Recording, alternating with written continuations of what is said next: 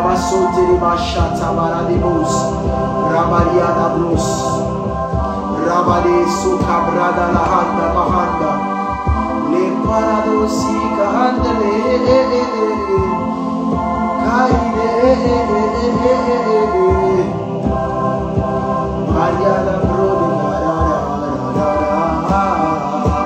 fais qu'il pleuve, fais qu'il pleuve. Ouvre les écluses des cieux, fais qu'il pleuve et que ma vie soit inondée. Ô Seigneur, ouvre les écluses des cieux.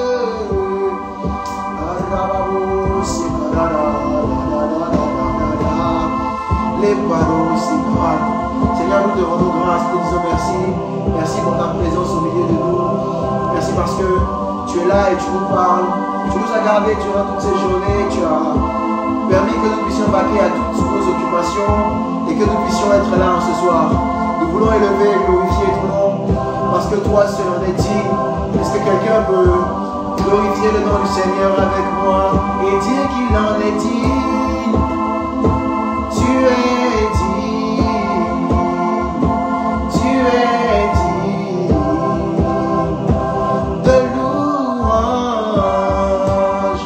Père, tu es digne, tu es digne de louange, de louange.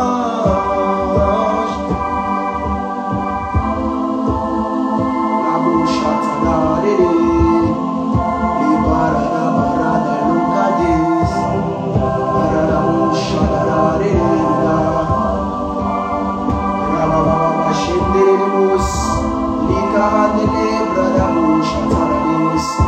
toi seul mérite mon adoration, Seigneur.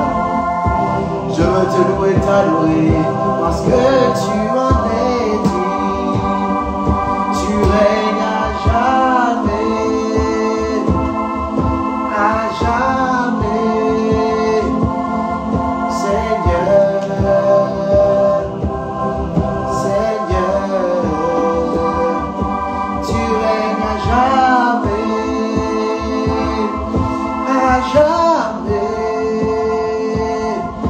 Seigneur, Seigneur.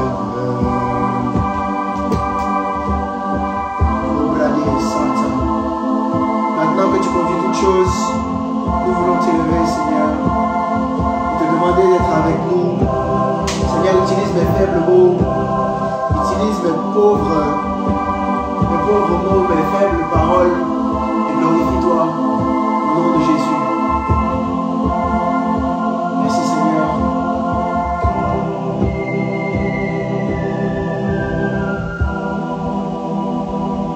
Amen. Amen. Amen, amen, amen, amen, amen. Nous bénissons le Seigneur. Nous bénissons le Seigneur. Je suppose qu'on m'entend bien. Hello, hello, hello, hello, j'espère que vous allez bien. Comment ça va? Comment ça va? Je vais passer sur Instagram pour faire mes coucous. On va passer sur Instagram pour faire les coucous.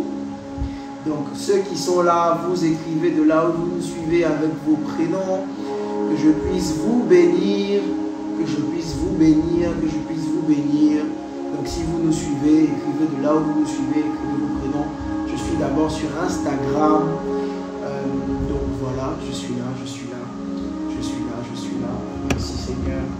Les pradivanda, palianda vende, pour la pradigahanda, parosi kamanda, et les bons de Saikinda Vaille.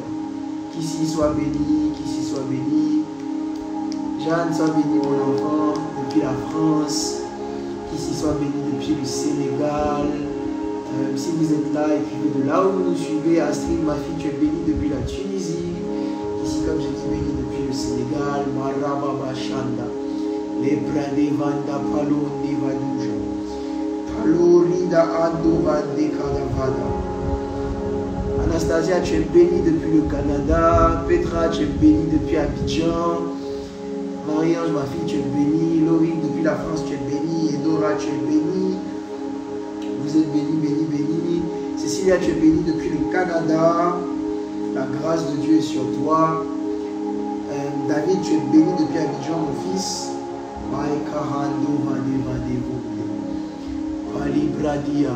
Mon frère Simon, sois béni de là où tu es. Mon frère Simon, sois béni. Je vais donc passer sur Facebook et voir ceux qui nous suivent depuis Facebook. Pour bénir Dieu pour vos vies. Sandra, tu es béni depuis Abidjan. Tu es béni depuis Abidjan. Ceux qui sont sur Facebook, mentionnez, enfin, dites de là où vous nous suivez, écrivez vos noms, que je puisse vous bénir. Yasmine, tu es béni, ma fille. Loïc, tu es béni, mon fils. Parlez-les-vous. Sur Facebook, est-ce qu'il y a des gens qui sont là?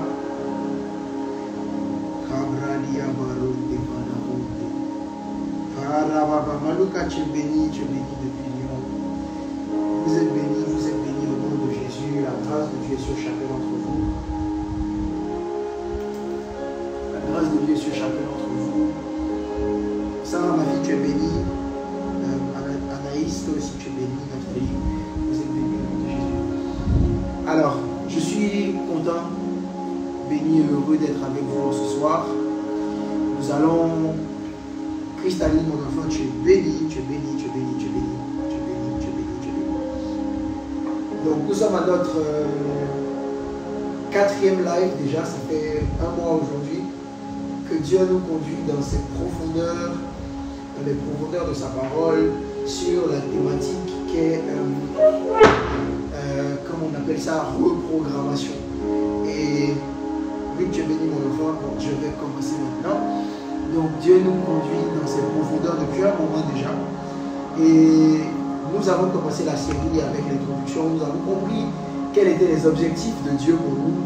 Quels étaient les objectifs de Dieu quand il créait l'homme.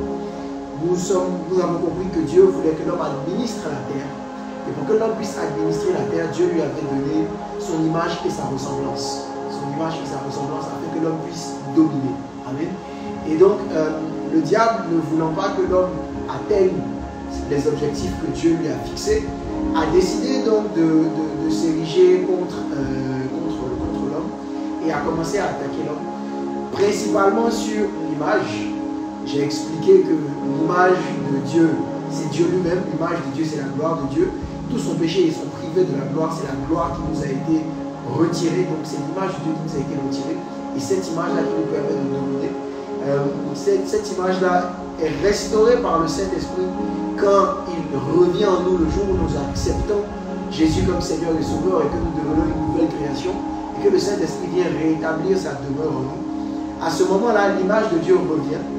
Mais vu que nous avons passé un moment sans elle, nous avons fonctionné d'une certaine manière. Il y a un système qui a été pendant un moment actif en nous.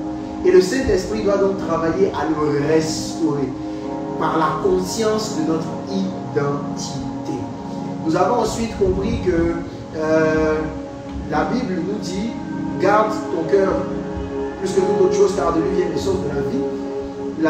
D'autres versions nous disent « Fais attention à ce que tu dis ou à ce que tu penses au-dedans de toi, car ta vie est façonnée sur la base de tes pensées. » Donc nous avons compris que tout ce que nous vivons aujourd'hui est le produit de ce que nous concevons dans notre pensée, dans notre cœur. J'ai expliqué que ton monde physique est relié à ton monde spirituel par un pont qui est le cœur. Amen. Par un pont qui est le cœur. Et la porte d'accès au cœur, ce sont tes pensées. Donc, ce qui te donne accès au monde spirituel, ce sont tes pensées. Le diable, donc, quand il veut faire des choses dans ta vie, passe par tes pensées et il sème. J'ai expliqué que plusieurs types de pensées peuvent traverser l'homme. Les pensées qui viennent de l'esprit, les pensées qui viennent du diable, les pensées qui viennent de la chair et les pensées qui viennent du sang, donc de l'âme.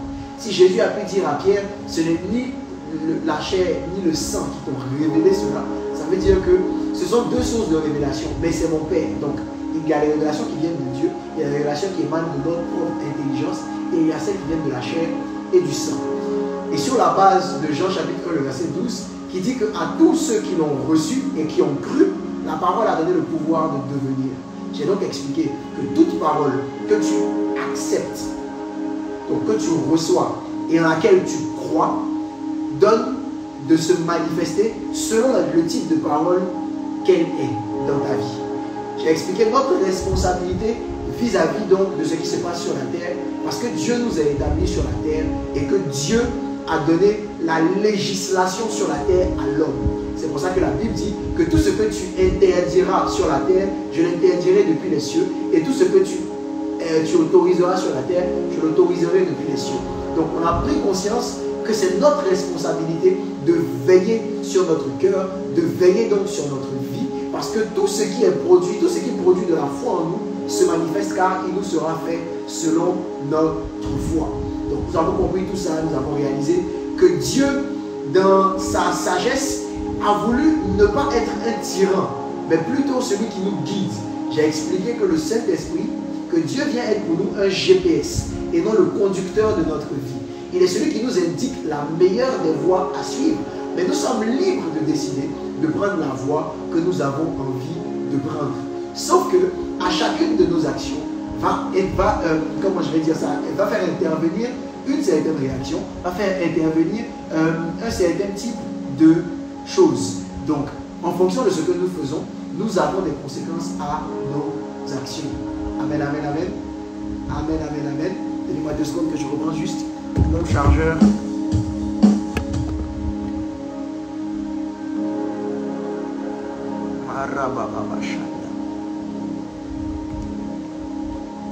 Amen.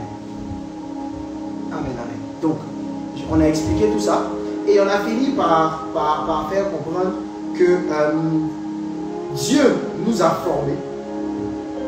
Le péché nous a déformés. Le Saint-Esprit vient nous transformer pour que nous puissions être reformés en l'image de base. Donc, quand le Saint-Esprit revient dans notre vie, il vient donc pour faire ce travail-là de reformation. Donc, c'est pour ça que nous avons besoin de reprogrammation pour retourner à notre forme originelle. Et cela est fonction de notre capacité à le laisser travailler en nous. Amen, amen, amen, amen. Gloire à Jésus. Aujourd'hui, nous allons traiter la suite donc, de cet enseignement-là. Et la 4e partie est donc intitulée « Voir différemment ». Est-ce que quelqu'un peut écrire en commentaire « Voir différemment ». Voir différemment. Écris en commentaire « Voir différemment ». Voir différemment. Voir différemment. Voir différemment. Écris en commentaire si tu es là et que tu suis. Donc s'il y a une parole qui te fait du bien, dis Amen, écris Amen. Tu peux la partager avec nous en commentaire, que ce soit attractif. On est ensemble, on va prêcher ensemble et Dieu va nous donner aujourd'hui de voir différemment. Amen. Merci Seigneur de conduire ces instants. Sois avec nous et donne-nous de comprendre la révélation de ta parole. Illumine les yeux de nos cœurs afin que nous puissions saisir la plénitude de ce que tu nous réserves ce soir. Je prie que tu m'utilises afin que ta parole soit incisive et pugnace au travers de ma bouche et qu'elle fasse du bien à quelqu'un au nom de Yeshua le Messie. Amen. Amen. Amen. Alors, pour pouvoir vivre convenablement et expérimenter la vie de Dieu, il devient primordial donc pour nous, comme je le disais en introduction, de corriger les bugs que le péché et le diable et notre manière de voir les choses est venu établir dans notre système. En rétablissant la vérité, là où le mensonge avait pris racine et avait créé des forteresses. Amen. Donc, je l'ai dit, Dieu nous a formés, le péché nous a déformés. Le Saint-Esprit vient nous transformer afin de nous reformer à l'image originelle. Donc, la déformation, là, elle est due à un certain nombre de mensonges que le diable nous a fait accepter et en lesquels nous avons cru. Donc, ils sont installés en nous. Ça a pris racine et ça s'est érigé en forteresse. C'est pour ça que la Bible dit, par exemple, en 2 Corinthiens, au chapitre 10, du verset 4 au verset 5, car les armes avec lesquelles nous combattons ne sont pas charnelles, mais elles sont puissantes par la vertu de Dieu pour renverser des forteresses. Verset 5, nous renversons les raisonnements et toute hauteur qui s'élève contre la connaissance de Dieu. Et nous amenons toute pensée captive à l'obéissance de Christ. Donc ce qui se passe, c'est qu'il y a un certain type de forteresses qui sont établies en nous. Et ces raisonnements et ces hauteurs-là viennent s'élever contre la connaissance de Dieu dans notre vie. Et il est donc à notre responsabilité de renverser cela afin d'emmener toutes nos pensées captives à l'obéissance de Christ. Je l'ai dit la semaine passée qu'il faut pouvoir filtrer le type de pensée que nous laissons se balader dans notre cœur. Parce que ces pensées-là façonnent notre vie. Et on est parti jusqu'à dire que le type de pensée qui doit se manifester dans notre vie, ce sont les pensées du type Philippiens chapitre 4, verset 8, qui dit tout ce qui est, nous devons penser de tout ce qui est vrai, tout ce qui est noble, etc. Et donc, il faut mettre un filtre dans notre cerveau, comme un antivirus, qui nous permettra donc de pouvoir filtrer ces choses. Amen.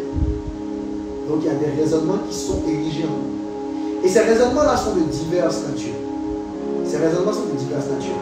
Avec l'évolution de la civilisation, avec l'évolution de l'Église ecclésiale, les raisonnements humains ont fini par entrer dans la manière dont on aborde aujourd'hui le christianisme. Et ça a fait basculer les chrétiens dans la religion. Et cette religion-là, aujourd'hui, les gens sont dedans, mais ils sont frustrés parce qu'ils ont l'impression d'être dans quelque chose qui est le christianisme, mais qui ne porte pas du fruit. Parce qu'en vrai, ce n'est pas le christianisme, c'est une religion dans laquelle ils sont. Pour la définition de la religion c'est un ensemble de rites et de pratiques que des hommes vouent pour adorer une divinité, pour s'approcher d'une divinité. Le christianisme, c'est un système de vie, c'est un mode de vie, et c'est Dieu qui vient vers les hommes pour insuffler sa vie aux hommes. C'est deux choses totalement différentes. Donc aujourd'hui, les gens marchent, ils viennent à l'église, ils font les veillées de prière, ils font des offrandes, ils donnent leur dîme, ils sont là, ils se sanctifient d'une certaine manière.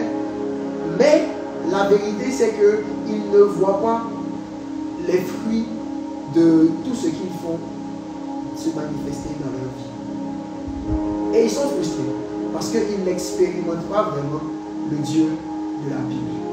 La vérité, c'est que cela est dû à leur background, à leur approche des Écritures qui est biaisée, à cause des multiples influences qu'ils ont eu à subir. Vous savez, quand on est avec une personnalité, notre personnalité, que l'on le veuille ou non, a une influence sur notre capacité à analyser et à comprendre les choses. La culture, donc le pays dans lequel on vit, la région dans laquelle on vit et on se convertit, les expériences qu'on a vécues et l'éducation qu'on a reçue vont donc venir nous donner de voir la marche chrétienne d'une certaine manière. On va vouloir marcher dans le christianisme d'une certaine manière, et la vérité, c'est qu'on s'engage dans une religion plutôt que dans le christianisme. Parce qu'une religion se transmet comme un héritage, alors que le christianisme, c'est une expérience personnelle. Et donc aujourd'hui, pour plusieurs, on vit dans quelque chose qui ressemble en apparence au christianisme, mais qui n'en est pas un. C'est pour ça que c'est compliqué pour nous. Donc, on est là, on est engagé, mais on n'a jamais vraiment cherché à comprendre ce que c'était que la marche avec le Seigneur, ce que ça impliquait, etc., etc., etc.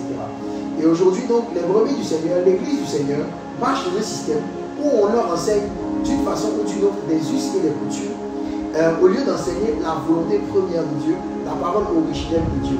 Et ça rentre dans des on ne fait pas ceci, on ne fait pas cela, tu dois t'habiller comme ça, si tu es un chrétien, tu dois ressembler à ça, tu dois être comme ci, tu dois être comme ça. Et aujourd'hui, on est en train de créer, à cause de nos émotions et de notre background, des moules de chrétiens. Et si quelqu'un ne fit pas dans le moule, on dit qu'il n'est pas chrétien. Donc c'est nous qui avons créé notre propre unité de mesure du christianisme. Je prends le chemin long, mais vous allez comprendre pourquoi je dis toutes ces choses. Jésus dit en Matthieu chapitre 19 du verset 1 au verset 8, je ne vais pas le lire, c'est les pharisiens qui s'approchent de Jésus et ils veulent lui tendre un piège. Et ils disent, un homme a-t-il le droit de divorcer d'avec sa femme par une raison quelconque, pour une raison quelconque? Et il leur répondit, n'avez-vous pas lu dans les Écritures qu'au commencement le Créateur a créé lui-même homme et femme et qu'il a déclaré, c'est pourquoi l'homme laissera son père et sa mère pour s'attacher à sa femme, les deux ne formeront plus qu'un. Ainsi, ils ne sont plus deux, ils font un. Que l'homme ne sépare donc pas ce que Dieu a uni. Mais les pharisiens objectèrent, pourquoi alors Moïse a-t-il commandé à l'homme de remettre à sa femme un certificat de divorce quand il divorce avec elle? Et il leur répondit, c'est à cause de la dureté de votre cœur que Moïse vous a permis de divorcer d'avec votre épouse. Mais au commencement, il n'en était pas ainsi. Mais au commencement, il n'en était pas ainsi. Et donc, il y a beaucoup de choses que nous faisons aujourd'hui, qu'on nous enseigne aujourd'hui, que nous pratiquons, que nous courons derrière, pour lesquelles nous courons derrière, mais qui n'en étaient pas ainsi au commencement, mais il en est devenu à cause de la dureté de nos cœurs. Donc, à cause de notre manière de voir et de faire les choses, nous sommes quittés de la volonté originelle de Dieu pour entrer dans un conformisme. Amen. Je continue, je renchéris avec Marc, le chapitre 7, verset 6 au verset 13. C'est Jésus qui parle, il dit, on dit, hypocrite, leur dit-il. Ésaïe vous a fort bien dépeint dans sa prophétie où il est écrit, ce peuple m'honore des lèvres, mais au fond de son cœur, il est bien loin de moi. Le culte qu'il me rend n'a aucune valeur, car les enseignements qu'il donne ne sont que des règles inventées par les hommes. Puis il ajouta, ah, vous réussissez parfaitement, etc., etc., etc., etc. Et un peu plus bas, il dit, alors, voilà comment vous annulez la parole de Dieu par votre tradition, celle que vous transmettez, et vous faites bien de choses du même genre. Donc, Jésus plante encore le décor et il renchérit en faisant comprendre que ce peuple m'honore des lèvres, mais son cœur est loin de moi. Ce peuple vient à l'église. Ce peuple, en l'apparence, donne l'impression de me suivre, mais dans le fond, il est bien éloigné de moi. Et ce qu'il manifeste aujourd'hui, ce ne sont que ses propres traditions. On dit que les enseignements qu'il donne ne sont que des règles inventées par les hommes. On en a parlé quand on a parlé la semaine passée de l'arbre de la connaissance du bien et du mal. On va en reparler un peu plus tard. Ok?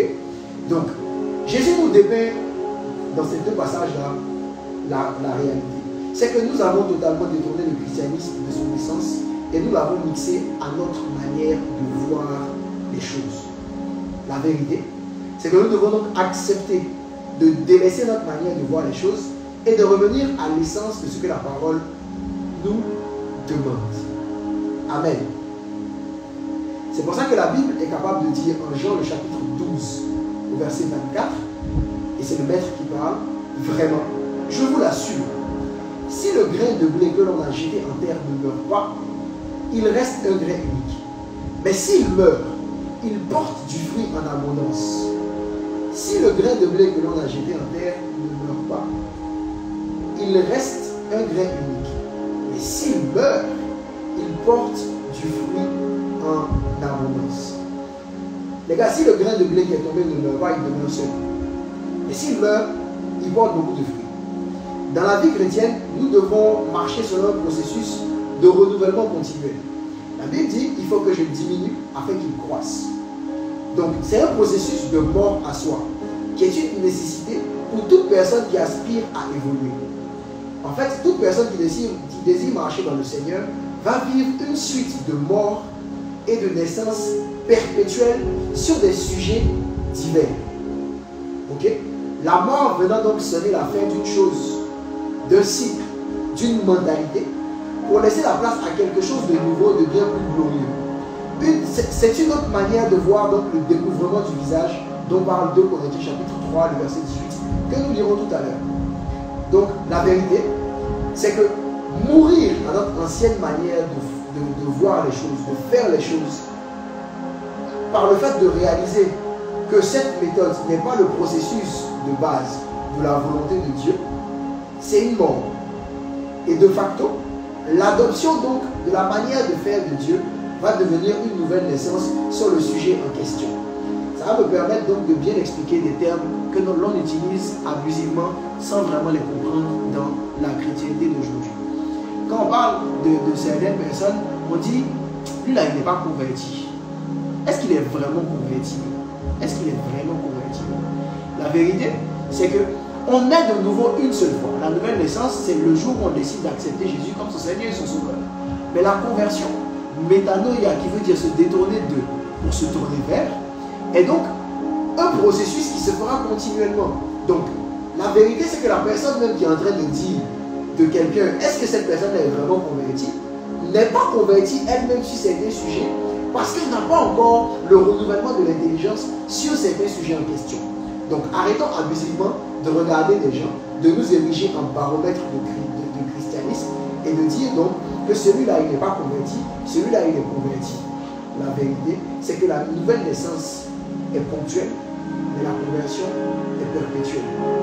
Parce que la conversion, c'est chaque fois que tu délaisses ta manière de penser selon le monde, selon la chair, pour adopter la manière de penser de Dieu. Tu t'es converti sur le sujet en question. Amen. Je renchéris. Prenons Matthieu chapitre 9, verset 16 au verset 17. La Bible dit, personne ne rapièce un vieux vêtement avec un morceau d'étoffe neuve, car la pièce rapportée arracherait une partie du vieux manteau et la déchirure serait bien pire qu'avant. De même, on ne verse pas dans de vieilles outres du vin nouveau, sinon celle-ci éclate, et le vin se répand, et les outres sont perdues. Non, on met le vin nouveau dans des outres neuves, ainsi le vin et les outres se conservent. C'est le verset qui dit que on ne met pas un nouveau morceau de tissu sur un ancien, et qu'on ne met pas du vin nouveau dans de vieilles outres. Quand Jésus disait ces choses, il était en train de dire qu'il n'est pas faisable de mettre du neuf dans un vieux conteneur. Et quand il parlait de ça, il était question de la manière de faire de ses disciples. Si vous remontez quelques versets plus haut, vous vous rendez compte qu'il parlait de la manière de faire de ses disciples. Parce que les gens sont venus vers lui et lui ont dit, mais pourquoi tes disciples, eux, ils ne jeûnent pas? Parce que dans leur époque, ils étaient dans une période où ils devaient jeûner. Alors que Jésus, étant là, eux, ils n'avaient pas besoin de jeûner à ce moment-là. C'est pour ça qu'il a dit que est-ce que les amis de l'époux sont dans la tristesse quand l'époux, quand il est là? Vous voyez? Donc, ne sachant pas discerner les choses, il leur disait ça pour leur manière de penser. Jésus était en train de leur dire qu'on ne peut pas rajouter une idée nouvelle, on ne peut pas rajouter une méthode prise dans un ancien système de nature différente à une nouvelle manière de faire. Et puis vouloir juste la raccommoder à l'ancien système. Ce n'est pas possible. La vérité, et notez bien ce que je vais dire, c'est que beaucoup de personnes ont le Saint-Esprit parce qu'ils sont nés de nouveau, ont accepté Jésus comme leur Seigneur et leur Sauveur, et donc le Saint-Esprit est venu habiter en eux, mais non pas l'Esprit de Dieu. Ces personnes-là, beaucoup de personnes ont le Saint-Esprit sans avoir l'Esprit de Dieu. Qu'est-ce que je veux dire là? Quand je parle du Saint-Esprit, je parle de la troisième personne de la Trinité, le Roi Kodesh, le Neshem. Et quand je parle de l'Esprit de Dieu, je suis en train de parler de la mentalité de Dieu, de la manière de penser de Dieu.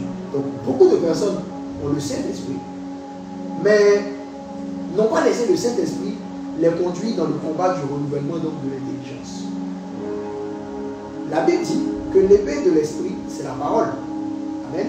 Donc, chez toute nouvelle créature, l'Esprit doit mener une guerre pour conquérir et imposer son système. Amen. Le Saint-Esprit doit venir faire une guerre avec son épée, qui est la parole de Dieu, pour venir conquérir le système et imposer sa manière de faire les choses. C'est pour ça que beaucoup de personnes n'arrivent pas vraiment à vivre le christianisme. Parce que tu ne peux pas vouloir vivre les choses de Dieu sans les faire comme Dieu le veut. Seules les choses de Dieu faites à la manière de Dieu vont produire les résultats de Dieu. Amen. C'est ce qu'il faut pour vivre la vie chrétienne. Imaginez 2 secondes. Imaginez 2 secondes. 2 secondes seulement. Que quelqu'un veut faire une sauce arachide, mais il est foncièrement convaincu au-dedans de lui-même qu'il faut faire la sauce arachide avec les ingrédients de la sauce graine. Quel en serait le résultat? La vérité, c'est qu'il faudrait par faire soit une sauce hybride qui va intoxiquer tout le monde, soit il va faire de la sauce à graines pure. Amen. Et pour les hommes, imaginez un joueur qui a l'habitude de jouer qui a joué PES toute sa vie et qui vient sur FIFA et qui commence à jouer FIFA comme si c'était PES sans avoir au préalable reparamétré ses commandes et reparamétrer sa manette. Amen. Amen. Amen. Donc, beaucoup de personnes vont donc vouloir vivre la vie chrétienne, vont vouloir expérimenter le Saint-Esprit, mais non pas l'Esprit de Dieu. Et donc, ils ne peuvent pas mettre du vin nouveau dans de vieilles outres. Le vin nouveau, c'est le Saint-Esprit. Les outres, c'est notre manière de penser. Donc, il faut renouveler notre manière de penser afin que le Saint-Esprit puisse vraiment maintenant se déployer comme il a prévu de se déployer. Sans le processus de renouvellement de l'intelligence, il est impossible de profiter et de vivre ce à quoi l'on aspire. Il est impossible de vouloir vivre ça. Voilà.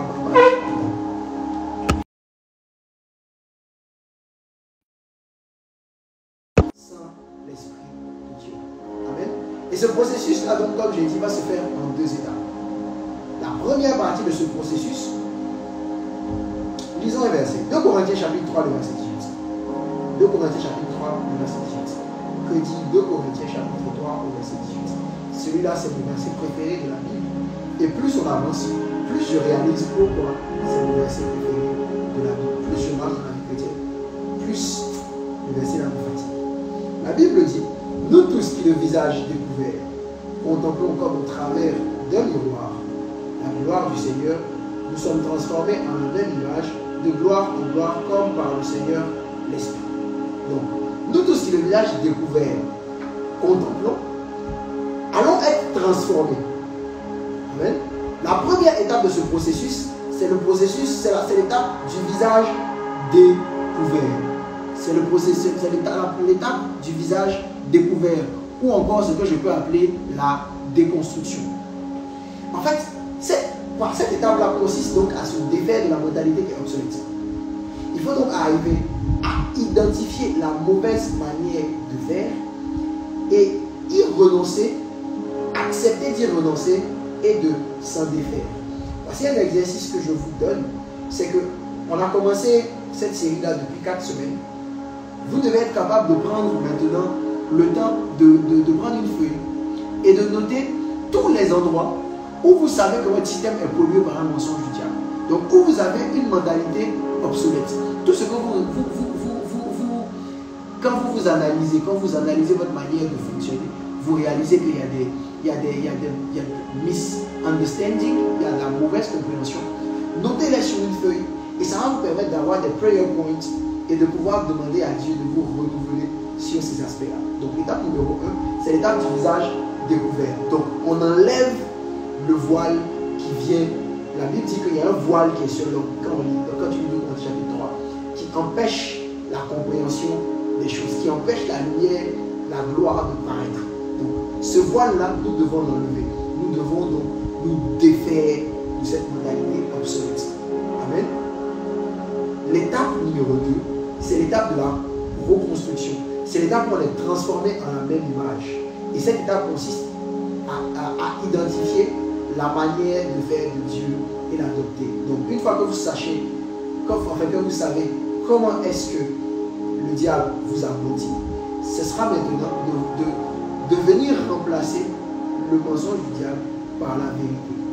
Et on va en parler en long et en large dans la suite de ce message. Se défaire, le visage découvert, pour ensuite être transformé parce que exposé à la nouvelle manière. Amen. Amen. Amen. Les pensées, la manière de penser de Dieu n'est pas notre pensée. Alors que il faut qu'on sache une chose, c'est que ta vie est drivée par le produit des choses que tu sais. Ta vie va ressembler aux informations auxquelles tu as accès. Si la Bible est capable de dire mon peuple périt parce qu'il lui manque la connaissance, en fait, Dieu est en train de dire que mon peuple a des limitations sur certaines questions parce qu'elle ne connaît pas la vérité sur ce sujet en question. Ok? Donc, il faut que Jésus puisse par son esprit nous conduire dans toute la vérité. Jésus disait, quand l'esprit de vérité viendra, il vous conduira dans toute la vérité. Ce que Jésus est en train de dire, c'est que le Saint-Esprit va venir pour vous reprogrammer en enlevant tous les mensonges du diable et vous refocalisant et réinstallant en vous la pensée originelle de Dieu. Parce que ta vie est drivée par les informations que tu as, par le niveau de connaissance que tu as, le niveau de vérité auquel tu as accès. Vous connaîtrez la vérité, and the truth shall set you free.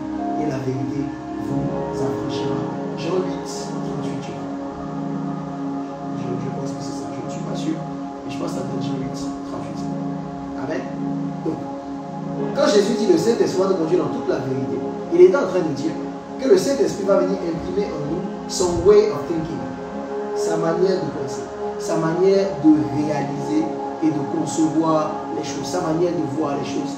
Et c'est là même que se trouve l'essence du 2 Corinthiens, chapitre 3, le verset 18. Les gars, il faut qu'on réalise que c'est primordial si on veut marcher dans les plans de Dieu pour nous.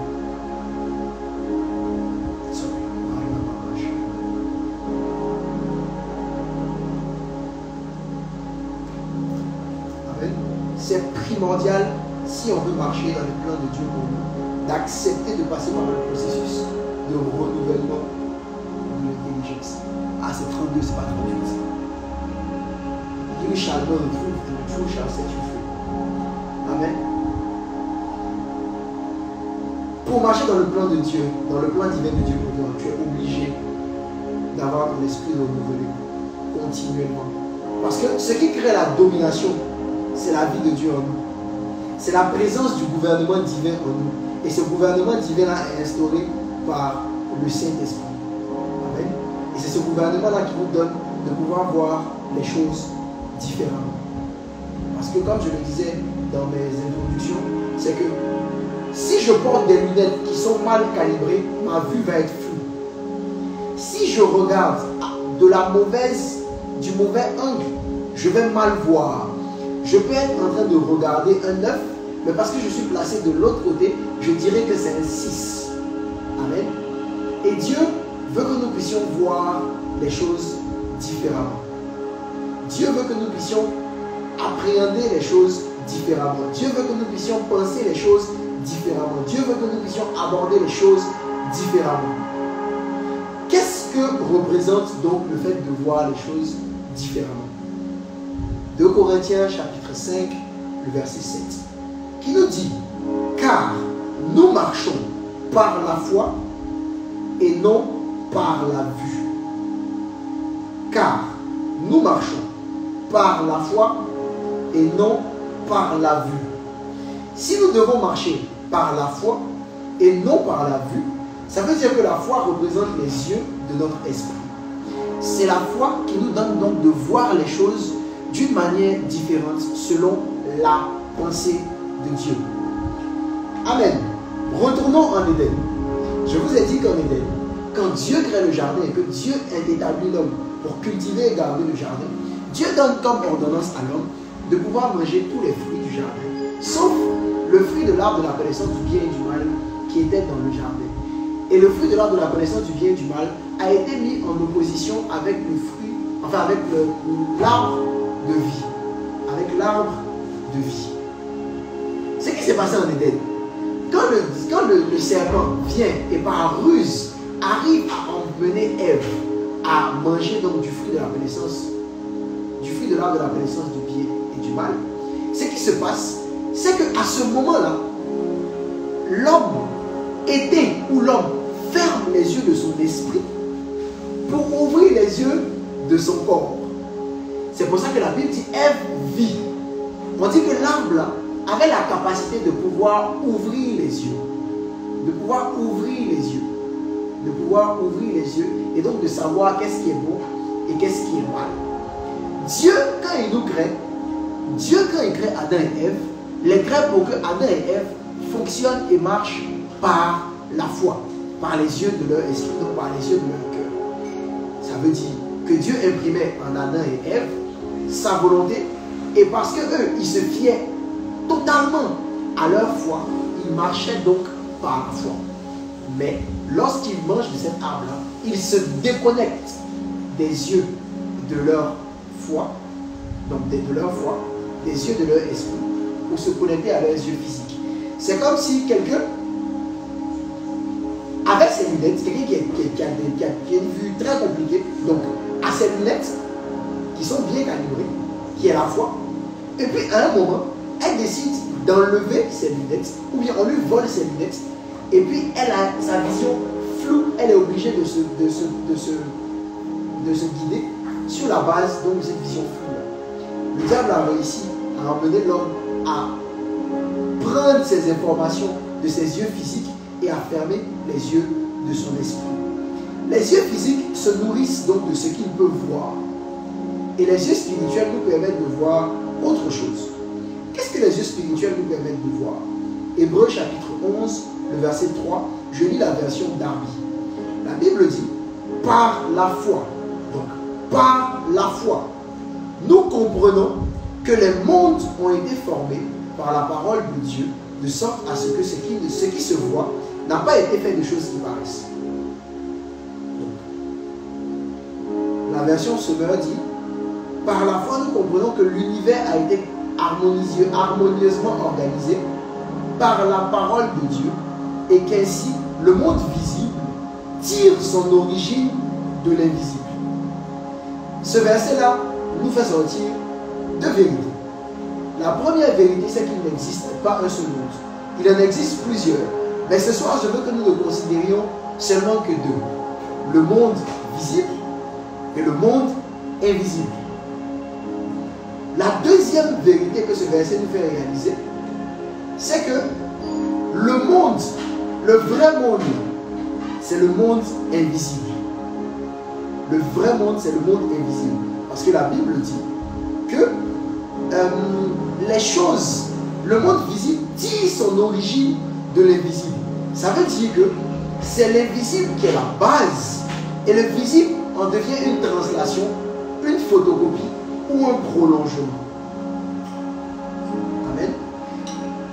Samedi, j'étais à un message de l'apôtre Arnold Boulon, que Dieu bénisse son serviteur, où il expliquait que par exemple, il y a quelque temps, Mark Zuckerberg a décidé de créer Meta.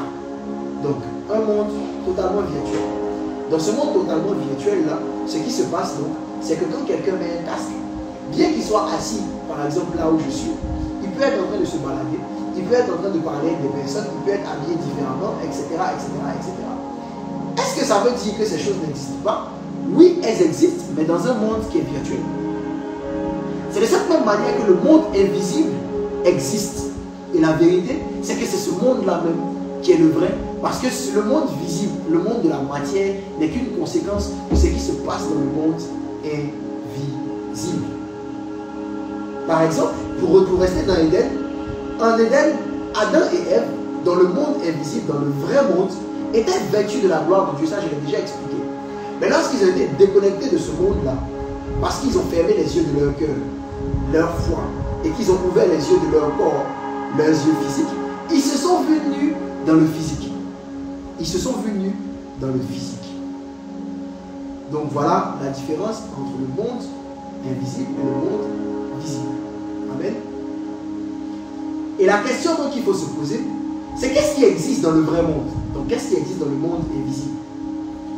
Romains chapitre 10, le verset 17 répond à notre question. La Bible dit, ainsi, la foi vient de ce qu'on entend, et ce qu'on entend vient de la parole de Christ. Ainsi, la foi vient de ce qu'on entend, et ce qu'on entend vient de la parole de Christ. Le mot vient qui est utilisé ici veut dire tire son origine d'eux. Ça veut dire donc que si la foi est ce qui nous permet de voir le monde invisible, ça veut dire que la foi va tirer son origine, la foi va voir ce qu'on entend, et ce qu'on entend vient de la parole de Christ. Donc ce qui existe dans le monde invisible, c'est la parole de Christ, ou la parole de Dieu en fonction des versions. C'est la parole de Christ, ou la parole de Dieu en fonction des versions. Amen. Je renchéris avec Hébreux chapitre 1, le verset 2, dans la version Darby, qui dit, à la fin de ces jours-là, il nous a parlé dans le Fils, qu'il a établi héritier de toutes choses, par lequel il a aussi fait les mondes. Donc, on nous a dit qu'il y a des mondes qui existent. Donc, le monde de l'invisible, duquel est tiré le monde physique, a été fait dans le Fils. Il a parlé dans le Fils. Donc, en Christ, il y a la parole. Et qu'est-ce qu'il a fait? Il a parlé. Donc, pour nous faire réellement comprendre que ce qui existe, ce qui est censé exister dans le monde invisible, c'est la parole du Fils, c'est la parole de Dieu. Maintenant, lisons Matthieu chapitre 16, le verset 16 au verset 17. Matthieu chapitre 16, le verset 16 au verset 17. Maintenant que nous avons compris que le monde invisible est le monde qui est le vrai monde, que nous avons compris que ce qui existe dans ce monde invisible là, c'est la parole de Christ ou la parole de Dieu, on va lire maintenant Matthieu chapitre 16, verset 16 au verset 17. Qu'est-ce que ça dit? Simon-Pierre répondit, tu es le Christ, le Fils du Dieu vivant. Jésus, reprenant la parole, lui dit, tu es heureux, Simon, fils de Jonas, car ce ne sont pas la chair et le sang qui t'ont révélé cela, mais c'est mon Père qui est dans les cieux. Dans ce cas de figure-là, nous voyons très clairement que ce que Pierre a dit est une déclaration par la foi, parce que la Bible dit que c'est une révélation qui vient de Dieu. Ok? Donc, Pierre, à ce moment-là, est en train de parler par la foi. Il est en train de parler par la révélation, parce que la foi vient de ce qu'on entend, et ce qu'on entend vient de la parole de Christ. Christ, ou Dieu, lui a révélé que Jésus était le Messie. Et donc, voilà le tableau dans lequel on est. Maintenant, au verset 18, Jésus continue en disant, et moi, je te dis, tu es Pierre, et que sur cette pierre, je bâtirai mon église, et que le séjour des morts ne prévaudront, les portes du séjour des morts ne prévaudront point sur elle. Matthieu chapitre 16, le verset 18. Il dit donc, tu es Pierre, et sur cette pierre, je bâtirai mon église. La version anglaise dit, you are Peter, and on this rock. La version française dit, tu es Pierre, et sur cette pierre. Tellement de fois, parce qu'on a regardé les choses avec la religion, on a eu tendance à penser que Dieu allait conduire son église sur pierre. Dieu allait bâtir son église sur pierre. Et puis on a dit que non, c'est pour ça que Pierre était le chef de l'église, etc., etc., etc. Alors que si on regarde juste un peu, on se rend compte que Jésus dit, tu es Pierre, grand P. Grand P. Tu es Pierre avec P majuscule. Donc il parle de Simon, fils de Jonas. Mais sur cette pierre, et à ce moment-là, il n'est pas en train de parler de pierre. La version anglaise dit, you are Peter, and on this rock. Et la version Chouraki, qui est une version tirée de l'hébreu, va donc venir nous dire, tu es Pétros, donc Pierre, et sur cette pierre, Pétra, je bâtirai ma communauté, et les portes du Sheol ne prévaudront point contre elle. Donc il dit, tu es Pétro, Pierre, le nom de Pierre, et sur Pétra, cette pierre, je bâtirai ma communauté, et les portes du Sheol ne prévaudront point contre elle. Qu'est-ce que nous devons comprendre de ça? Ça veut dire que chaque parole de foi, chaque révélation qui vient de Dieu est une pétra, est une pierre. Et c'est sur ça que Dieu bâtit. C'est sur ça que Dieu bâtit.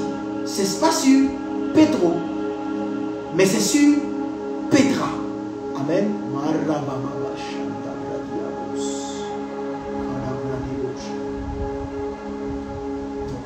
révélation est une pierre sur laquelle Dieu bâtit. Et donc, pour comprendre ensuite, regardez ça, je reviens dessus. Chaque révélation est une pierre. On en parle tout à l'heure. Pour comprendre donc comment marcher par la foi, nous devons donc comprendre qu'est-ce que la foi. C'est classique, simple, basique. Et quand je demande qu'est-ce que la foi, tout le monde a envie de me citer Hébreux chapitre 11, verset 1. La foi est la ferme assurance des choses qu'on espère, une démonstration des choses qu'on ne voit pas. La vérité, c'est que ce passage n'est pas la définition de la foi, mais c'est le passage qui nous explique le fonctionnement de la foi. Le fonctionnement d'une chose est différent de la chose en elle-même, de la définition de la chose. Le téléphone est un appareil électronique utilisé pour émettre et recevoir des appels. Ça, c'est la définition d'un téléphone. Maintenant, son mode de fonctionnement, c'est que pour l'utiliser, par exemple, il faut l'allumer, il faut mettre une puce, il faut charger la batterie, il faut avoir du crédit sur la puce afin de pouvoir utiliser donc le téléphone. Donc, vous pouvez réaliser donc que la foi, la définition de la foi est différente du mode de fonctionnement. La foi est la ferme assurance des choses qu'on espère, une démonstration de celles qu'on ne voit pas, mais rien d'autre que le mode de fonctionnement de la foi. Et donc, quelle est donc la définition de la foi? Elle est citée un peu plus bas, au chapitre 12 du livre de l'Épître aux Hébreux. L'Épître aux Hébreux qui, jusqu'aujourd'hui, les théologiens n'ont pas été capables de nous dire, ne sont pas toujours pas capables de nous dire qui est l'auteur de l'Épître aux Hébreux. Même si on a tellement l'impression que c'est Paul qui est en train de dire ces choses, rien ne confirme que c'est Paul. Donc, dans la suite du Hébreux chapitre 11, où on parle de la foi, c'est par la foi que Abraham a fait ceci, que Noé a fait cela, que David a fait cela, que tant a possédé nanana, que nanana.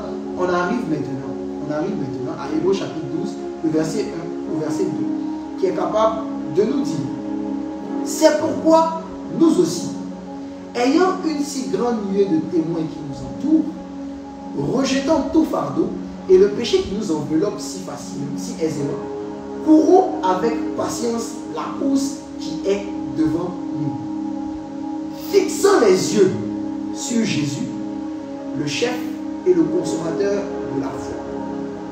Fixant les yeux sur Jésus, le chef et le consommateur de la foi. Donc la vérité, c'est que la foi, c'est courir la course qui est devant nous en ayant les regards fixés sur Jésus. La foi, c'est marcher dans le couloir dans lequel Dieu nous a mis, marcher dans l'appel dans lequel Dieu nous a envoyés, en ayant les regards fixés sur Jésus. Amen. Et je vais vous expliquer ça. Nous allons donc dans le livre de Matthieu au chapitre 14. Nous lisons du verset 24 au verset 32. Matthieu chapitre 14, du verset 24 au verset 32. La Bible dit: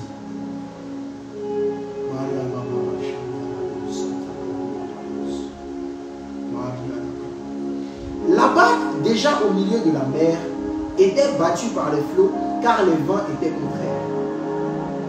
À la 4e veille de la nuit, Jésus alla vers eux marchant sur la mer. Quand les disciples virent marcher sur la mer, ils furent troublés et dirent: c'est un fantôme. Et dans leur frayeur, ils poussèrent des cris. Jésus leur dit aussitôt: rassurez-vous, c'est moi, n'ayez pas peur. Pierre lui répondit: Seigneur, si c'est toi, ordonne que j'aille vers toi sur les eaux. Et il dit: viens. Pierre sortit de la barque et marcha sur les eaux pour aller vers Jésus. Mais, verset 30, mais, voyant que le vent était fort, il eut peur et comme il commençait à s'enfoncer, il cria: Seigneur, sauve-moi.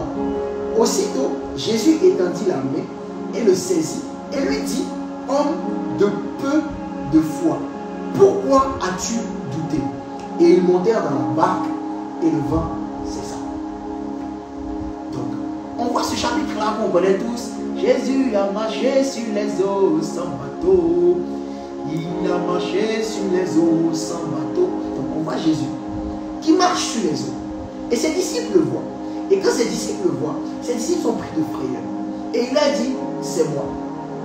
Et Pierre, le plus spontané d'entre les disciples, est capable de dire, si c'est vraiment toi qui es en train de marcher sur les eaux, ordonne que je vienne vers toi. Ordonne que je vienne vers toi sur les eaux.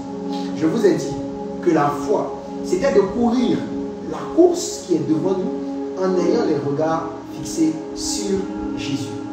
Donc, ce qui se passe, c'est que à ce moment-là, quand Jésus lui dit viens, Pierre sortit de la barque et marcha sur les eaux pour aller vers Jésus. Donc Pierre commence à marcher sur la course qui lui est assignée.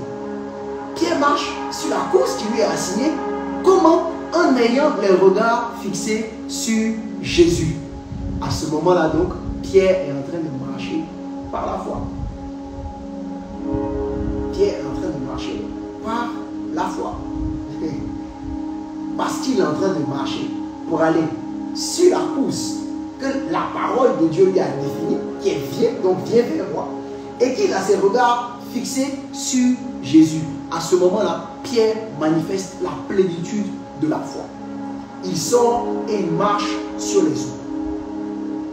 Dans le monde du visible, Pierre est en train de marcher sur les eaux, mais dans le monde de l'invisible, Pierre n'était pas en train de marcher sur les eaux, Pierre était en train de marcher sur une pierre. Parce que Pierre ne marchait pas sur l'eau, Pierre marchait sur le viens, donc la révélation, la parole qui est venue de Christ, qui lui a dit viens. À ce moment-là, ce pétras-là est devenu ce sur quoi Pierre marchait. Et comme c'est un pétras, il n'y a rien de plus stable qu'une révélation qui vient de Dieu. À ce moment-là, donc, Pierre n'est pas en train de marcher sur les eaux dans le monde invisible, Pierre marche sur la révélation. Mais dans le monde physique, Pierre marche sur l'eau. Amen. Amen, amen, amen, amen.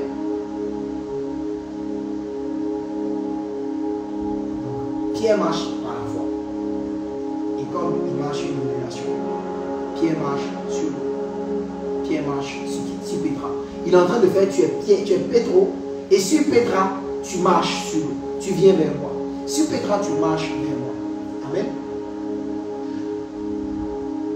Au moment où Pierre se déconnecte, il arrête d'avoir les regards fixés sur Jésus. La Bible dit qu'il commence à couler. Verset 30, il dit, la Bible dit, mais voyant que le vent était fort. Si on dit voyant que le vent était fort, ça veut dire qu'il a commencé à regarder le vent, il a arrêté d'être fixé sur Jésus. Il a arrêté de regarder, d'avoir le regard fixé sur Jésus, et il a commencé à regarder le vent. N'oublions pas que dès le début de ce passage, on nous dit que les vents étaient déjà contraires, que le vent frappait déjà très fort. Donc c'est pas comme si c'est à ce moment-là que le vent a commencé à frapper fort. Sauf que pendant que Pierre avait le regard fixé sur Jésus, toutes les circonstances extérieures n'existaient plus. Toutes les circonstances extérieures n'existaient plus. Parce que Pierre marchait sur la révélation que Dieu lui a donnée. Et donc, du moment où il commence à regarder avec ses yeux physiques, il se déconnecte de sa foi. Et à ce moment-là, il commence à couler. Marcher par la foi, c'est donc marcher sur des pierres que rien ne peut détruire. Rien ne peut détruire une révélation de Dieu. Quand quelqu'un marche sur une révélation de Dieu, rien ne peut détruire. C'est pour ça que Jésus dit, le séjour des morts, le point du séjour des morts ne prévaut point sur elle. Luc chapitre 6, verset 46 à 49. Je vous montrerai qui est semblable à tout homme qui vient à moi, entend mes paroles et les met en pratique. Il est semblable à un homme qui, bâtissant une maison, a creusé profondément et a posé le fondement sur le roc. Une inondation est venue, le torrent s'est jeté contre cette maison sans pouvoir l'ébranler parce qu'elle est bien bâtie. Le passage est en train de dire que celui qui marche par la foi, peu importe ce qui se passe, le torrent pourra venir, l'inondation pourra venir, mais sa vie ne sera pas ébranlée parce que sa vie est bâtie, parce qu'il marche par la foi. Parce qu'il marche par la foi. Amen. Marcher par la foi, c'est lorsque les paroles de Christ, les paroles qui viennent de Christ, deviennent pour toi des convictions. Je vous ai expliqué le principe de tous ceux qui l'ont reçu et qui ont cru. Jésus dit, On a dit, pendant que Jésus prêchait, beaucoup de personnes venaient. Et Jésus dit, si vous demeurez dans la parole, vous deviendrez mes disciples. Vous connaîtrez la vérité. La connaissance à ce niveau-là, c'est une révélation. Et cette révélation vient du fait que l'on demeure. Ce n'est pas juste tu as écouté ce message. C'est tu demeures dans le message. Vous savez, il a plu à Dieu de faire de nous des ruminants. Des brebis. Des brebis sont des ruminants. Vous savez, quand une brebis mange le pâturage, quand elle mange des herbes, parce qu'elle ne peut pas digérer du premier coup tous les minéraux qui sont dans la nourriture, elle digère une première fois et ensuite elle fait remonter les aliments vers la mâchoire, elle remâche afin de pouvoir mieux disséquer les nutriments et que ces nutriments-là puissent maintenant redescendre. Le problème avec cette chrétienté, c'est qu'on ne prend pas le temps de demeurer dans la parole. On écoute, on croit. Et comme on a fini de croire, on passe à autre chose. On ne demeure pas. On ne demeure pas. Il faut que les paroles qui viennent de Christ, nous les croyons, mais que nous demeurions pour qu'elles deviennent des convictions. Ces convictions doivent être du niveau de conviction que tu as de ton nom. Vous savez, moi je m'appelle Johan Axel. Et peu importe qui quelqu'un est, s'il m'appelle Michael, je ne vais pas répondre parce que ce n'est pas mon nom. Et de la même manière qu'on ne peut pas te faire douter que tu t'appelles Anastasia, que tu t'appelles Vanessa, que tu t'appelles Michel, que tu t'appelles David, que tu t'appelles Emmanuel. De cette même manière-là, la conviction de Dieu doit être établie en toi.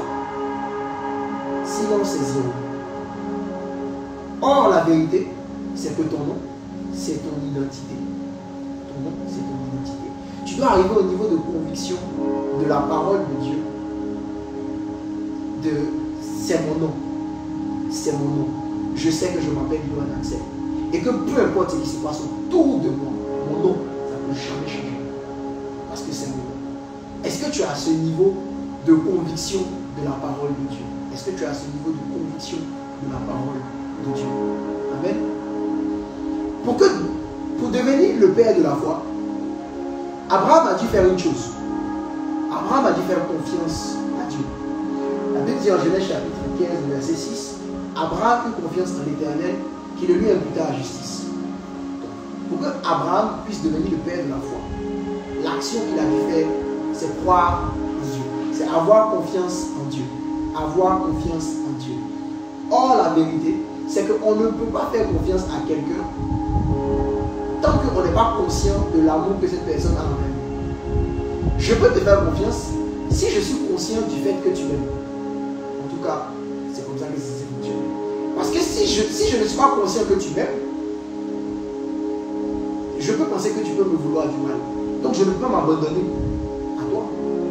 Je ne peux pas me livrer entièrement à toi. Parce que tu peux me faire du mal. Tu peux me faire du mal. Donc la foi, marcher par la foi va nécessiter d'être convaincu de l'amour de Dieu pour toi. Ça va nécessiter d'avoir la conviction de l'amour de Dieu pour toi. Sinon tu ne pourras pas t'abandonner. Tu ne pourras pas décider de dire Seigneur, je te laisse faire. Je te laisse faire. Ah là là,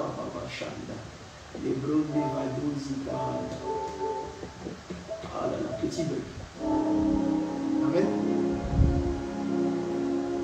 C'est la conscience de l'amour de Dieu pour toi qui va te donner de pouvoir t'abandonner. Et cette conscience-là revient à avoir la conscience de ton identité, de fils de Dieu. Vous savez, Dieu veut le meilleur pour vous. La Bible dit, car je connais les projets que j'ai formés sur vous, projets de paix et de bonheur, que vous ayez la vie et de l'espérance. Ça veut dire que les projets que Dieu a formés sur nous sont des projets de bonheur. Et ça, on en parlera un peu plus tard dans notre enseignement, dans quelques semaines. 1 Corinthiens chapitre 3, le verset 23 dit, tout est à vous et vous êtes à Christ et Christ est à Dieu. Ça veut dire que, parce que Christ appartient à Dieu et que nous on appartient à Christ, alors tout ce qui est à Christ nous appartient. Or tout ce qui est à Dieu est à Christ. C'est pour ça que la Bible est capable de dire en Éphésiens chapitre 1 verset 3 que béni soit Dieu, le Père de notre Seigneur Jésus-Christ, qui nous a comblés de toutes sortes de bénédictions de l'Esprit dans le monde céleste en raison de notre union avec Christ. La Bible dit, pas que Dieu va nous combler, pas que Dieu nous comble. La Bible dit que Dieu nous a comblés. Action, c'est un passé composé. Action qui a commencé dans le passé et qui s'est achevée dans le passé. Dieu nous a déjà bénis de toutes sortes de bénédictions dans les lieux célestes en Christ. Dieu nous a déjà tout donné. Quand Jésus disait tout est accompli, il était en train de dire je vous ai tout donné. Et Dieu ne veut que le meilleur, comme j'ai dit, pour nous. Voir différemment ou marcher par la foi, c'est décider de regarder autrement ce qu'on vit. Parce qu'on a la conscience que la manifestation de la volonté de Dieu pour nous passe souvent par des situations que nous aurions préféré ne pas vivre.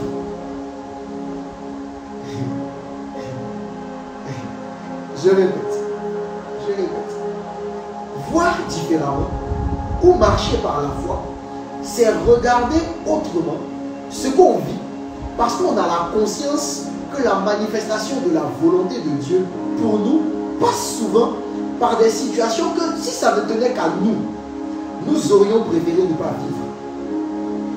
Et que si une situation qui selon le monde, les yeux physiques ne nous plaise pas, fait partie de la volonté de Dieu, alors c'est que Dieu le fait pour notre bien. Ça veut dire que Dieu le fait pour notre bien.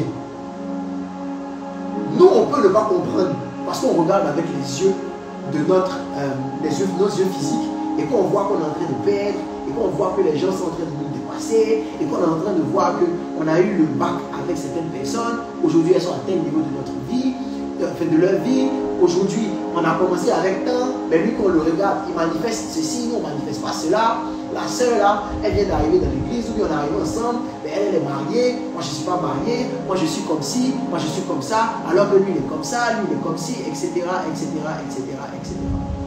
Voir différemment, c'est notre capacité à nous fier pleinement à la volonté de Dieu pour nous, même si ça ne tenait qu'à nous, nous ne serions pas passés par là. C'est en ça que Jésus était capable de dire, si cette coupe peut s'éloigner de moi, mais non pas selon ma volonté, mais que ta volonté soit faite. Jésus voyait différemment parce que Jésus voyait avec la foi. Jésus marchait par la foi. Donc il avait compris que même si lui, en tant qu'être humain, parce que Jésus était le Fils de l'homme, il était 100% homme, aurait voulu ne pas passer par ce qu'on appelle la passion de Christ. Il devait le faire et donc il acceptait de se remettre au plan divin. La Bible dit en Romains chapitre 8, le verset 28, que nous savons en outre que Dieu fait concourir toutes choses au bien de ceux qu'il aime, de ceux qui ont été appelés conformément au plan divin.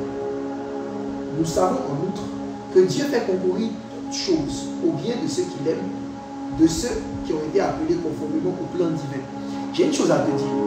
Si Dieu t'a appelé conformément à son plan divin, et je suis convaincu que Dieu t'a appelé conformément à son plan divin, alors la vérité, c'est qu'il fait et il fera toujours concourir toutes choses pour ton bien. Comme avec le peuple d'Israël. Vous savez, est-ce que vous savez que quand le peuple d'Israël sort d'Égypte, ils étaient capables d'atteindre Canaan en une poignée de jours. Mais ils font, bizarrement, 40 ans dans le désert. On peut se demander, mais attends, pourquoi Dieu va raccourcir, va rallonger quelque chose qui aurait pu être straight? C'est-à-dire qu'ils sont sortis, ils avancent, ils rentrent. Mais non, Dieu les fait passer par le grand chemin. Au point où ils font 40 ans dans le désert. On cherche à comprendre pourquoi, on cherche à comprendre comment, mais on ne lit pas la Bible, alors que la Bible répond pleinement à cela. Exode chapitre 13, verset 17. Lorsque Pharaon laissa aller le peuple, Dieu ne le conduisit point par le chemin du pays des Philistins, quoique le plus proche. Donc, lorsque Pharaon laissa aller le peuple, Dieu ne le conduisit point du pays, par le chemin du pays des Philistins, quoique le plus proche. Car Dieu dit, le peuple pourrait se repentir en voyant la guerre et retourner en Égypte. Dieu savait qu'en Canaan, il y avait des géants, il y allait avoir des combats. Et si le peuple n'avait pas eu le temps d'avoir un renouvellement de sa mentalité, une reprogrammation de sa mentalité, mentalité, alors elle allait arriver en Canaan, et quand elle allait avoir le combat, elle allait fuir. Parce qu'elle a eu l'habitude d'être oppressée. L'Égypte a, comme on appelle ça, exercé sur elle son courroux, sa domination. Donc elle a été dominée et elle ne se voit pas comme une nation conquérante. Donc si elle doit sortir directement et que Dieu ne prend pas le temps de les reformater, de les reprogrammer, de reparamétrer leur système, quand ils vont voir le combat, ils vont se dire, Joe, Égypte est mieux que la mort. Égypte est mieux que la mort. Là-bas, là, on nous frappait, mais on ne voulait pas nous tuer. Ceux-là, ils vont finir nous, parce qu'on n'a rien à la mort. Égypte est mieux que la mort. Et puis là-bas, là, c'est des hommes, ici, là, c'est géant. C'est mieux, on va aller là-bas. Donc, Dieu sachant ça, Dieu décide de faire passer Israël par le long chemin pour pouvoir reprogrammer son peuple, pour pouvoir lui donner une bonne mentalité afin que celui-ci puisse entrer. La vérité, c'est que ça a fait 40 ans, pas parce que Dieu voulait que ça fasse 40 ans, ça a fait 40 ans parce qu'à l'école de Dieu, le peuple d'Israël a voulu durer parce qu'ils ont voulu faire les durs d'oreilles. Ils n'ont pas voulu rentrer très vite. C'est pour ça que Dieu a dit que toute la génération qui avait l'esprit, qui avait la mentalité de l'Égypte, il a dû attendre que toute cette génération-là meure pour qu'une nouvelle génération qui était conduite par Josué et Caleb, même Moïse, n'avait pas cette mentalité renouvelée à un certain niveau. C'est pour ça que Moïse n'a pas pu entrer en Canaan. Alors que Josué et Caleb, eux, la Bible dit, étaient animés d'un esprit différent, ont été ceux-là qui ont conduit le peuple pour entrer avec cette nouvelle génération et cette nouvelle mentalité. Cette génération de personnes-là qui avaient la mentalité reprogrammée. Parlons de Joseph. Les gars, est-ce que nous savons, est-ce qu'on peut réaliser que Dieu avait pour dessein de faire régner Joseph? Dieu avait pour dessein de faire régner Joseph. Donc Dieu donne un songe à Joseph où il voit devant lui la lune, le soleil et 12 étoiles se prosterner. En fait, il voit son père, sa mère et ses 12 frères se prosterner devant lui. Mais Joseph ne comprend pas ce que ça veut dire. Retenez bien, Joseph ne comprend pas ce que ça veut dire. Donc il s'en va et puis il dit, ah, moi j'ai vu que non, on se prosterne devant moi. On se prosterne devant moi. Et donc son papa lui dit, donc tu as dit que tu as dominé sur nous. Il dit, ah, bon, ok. Pour que Dieu puisse réaliser ce plan-là, Dieu attise dans les frères de Joseph de la haine. Cette haine-là va les conduire à vendre Joseph. Joseph va se retrouver en Égypte, en esclavage, chez Pharaon. Chez Potiphar d'abord. Ensuite, après que mon oncle Potiphar ait menti sur lui, en prison, avant de rencontrer les chansons et le panetier, qui eux vont le conduire chez Pharaon, chez qui il va interpréter le songe, et ensuite, il va pouvoir devenir premier ministre d'Égypte. Laissez-moi vous expliquer quelque chose. Quand Joseph fait son songe pendant qu'il était en Israël, Joseph ne savait pas interpréter les songes. Joseph a dû partir en Égypte et travailler son don d'interprétation des songes là. C'est ça qui lui a permis d'interpréter le songe de les chansons et du panetier et ensuite de pouvoir interpréter le songe de Pharaon. Ça veut dire que si Joseph ne s'était pas retrouvé en prison, Joseph n'aurait jamais pu savoir interpréter les songes. Joseph n'aurait jamais pu savoir interpréter les songes. Donc, quand l'opportunité de se présenter devant Pharaon allait arriver, Joseph allait taper poteau et il allait rester en prison et ça allait être la fin de la vie de Joseph et la prophétie est morte. Amen. Deuxième chose, si Joseph n'était pas allé en esclavage dans la maison de Potiphar, Joseph n'aurait pas pu mettre en avant le plan de gestion. Parce que c'est chez Potiphar qu'il a appris à gérer. N'oubliez pas une chose, c'est que Joseph vient d'une famille de bergers. Joseph ne savait pas gérer les finances. Joseph était un berger. Donc c'est quand il arrive chez Potiphar et quand il commence à administrer qu'il développe sa faculté d'administration qui va lui permettre pas seulement de sortir de la prison parce qu'il a interprété le songe, mais va lui permettre de rester dehors et d'être élevé parce qu'il va donner l'interprétation du songe de Pharaon. Et il va donner le plan pour pouvoir évoluer dessus. Ok? Donc, si Joseph n'était pas passé par la haine de ses frères, par la vente en esclavage, par la maison de Potiphar, par le mensonge de maman Potiphar, par la prison, Joseph n'allait jamais devenir premier ministre d'Égypte. Quelqu'un donne un bon amen? Quelqu'un donne un bon amen? Nous devons donc réaliser parce qu'on est conscient de notre statut de fils de Dieu. Nous devons réaliser, parce qu'on est conscient de l'amour de Dieu pour nous, que peu importe ce qui va se passer, Dieu va toujours faire jouer ça en ma faveur. Dieu va toujours faire jouer ça en ma faveur. Et donc, je ne perds jamais. Je ne perds jamais. Parce que quoi qu'il se passe, pour moi, c'est une réussite. Si je regarde avec mes yeux physiques, ça n'en sera pas une. Mais si je marche par la foi, ça en sera une. Parce que Romains 8, 37 dit, mais dans toutes ces choses, nous sommes plus que vainqueurs par celui qui nous a aimés. Il nous aime, donc nous sommes plus que vainqueurs. Peu importe ce qui se passe. Soit je perds, soit j'acquiers de l'expérience. Et donc tu réalises à ce moment-là que peu importe ce que tu traverses, soit c'est une réussite selon tes yeux physiques, soit Dieu est en train de t'équiper pour ta destinée. Alors je veux dire à quelqu'un, tu n'es pas dans le désert, tu es dans le labo de Dieu. Tu n'es pas dans le désert, tu es dans le laboratoire de Dieu. Et Dieu est en train de faire des expériences pour te façonner. Est-ce que vous savez que Dieu est beaucoup plus préoccupé par votre réussite que vous ne l'êtes de vous-même? Parce que quand Apple sort le iPhone 12 ou le iPhone 13, Apple a besoin d'être sûr que le iPhone a déjà et qu'il ne va pas gâter leur visage. Il ne va pas verser leur visage par terre. Il ne va pas verser leur visage par terre. Donc, Dieu prend le temps de tester toutes tes facultés, de t'équiper, de corriger tes bugs, de regarder là où si tu tombais, tu allais te casser. Donc, ok, ce n'est pas le bon matériel qu'il faut utiliser ici. Il faut le façonner autrement. Il faut faire comme ça, il faut faire comme ça, il faut faire comme ça. Pour que quand le temps arrive, il soit prêt. Il soit prêt. Je le répète à quelqu'un, tu n'es pas dans le désert. Tu es dans le laboratoire de Dieu. Et Dieu est en train de te préparer. Mon père spirituel, le pasteur Charles Arthur, il dit très souvent, quand Dieu te forme, tu as l'impression que tu n'es pas son enfant.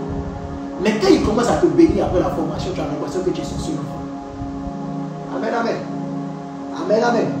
1 Pierre chapitre 5, le verset 10 est capable de nous dire, le Dieu de toute grâce, qui nous a appelés en Jésus-Christ à sa gloire éternelle, après que vous aurez souffert un peu de temps, vous perfectionnera lui-même. Vous perfectionnera lui-même.